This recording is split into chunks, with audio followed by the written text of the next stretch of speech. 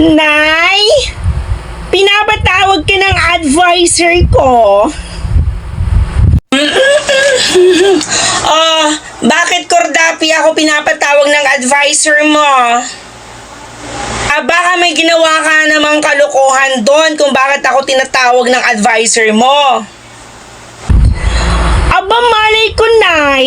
Ikaw yung pinapatawag eh. Siguro ikaw yung may kalokohan na ginawa. Ito talaga si nanay, hindi nag-iisip. Sutil tong batang to. Ako pa talaga ang may ginawang kalokohan? Ako pa talaga hindi nag-iisip? Ikaw talaga, Cordapi, pag nalaman ko may ginawa kang kalokohan sa school, lagot ka talaga sa akin. Hindi kita bibigyan ng baon, ha? Lagot ka talaga, bongga ka, Cordapi!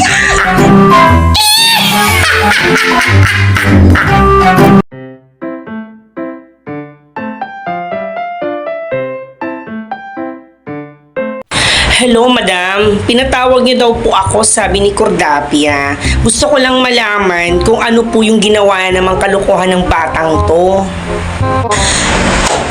Good morning sa inyo, Nanay Gorgonya. At maraming salamat dahil nagpunta kayo dito sa Parents-Teacher Conference. Yes, pinatawag ko kayo dahil gusto ko kayong i-congratulate at si Cordapia. Congratulations dahil nasa top si Cordapia. Ay, talaga po? Nasa top student po siya? Wow! Kahit ganyan pala tong batang to. Matalino din pala, no? Yes, at ito po ay may certificate siya na ibibigay ko sa inyo, Nanay Gorgonya. Kasama yung card.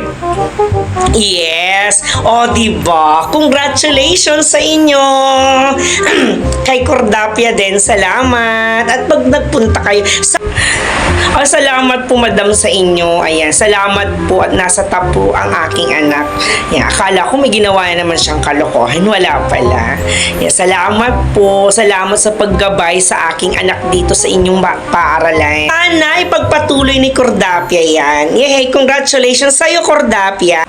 Po, sana po ay pagpatuloy niyo po yung paggabay. Maraming salamat.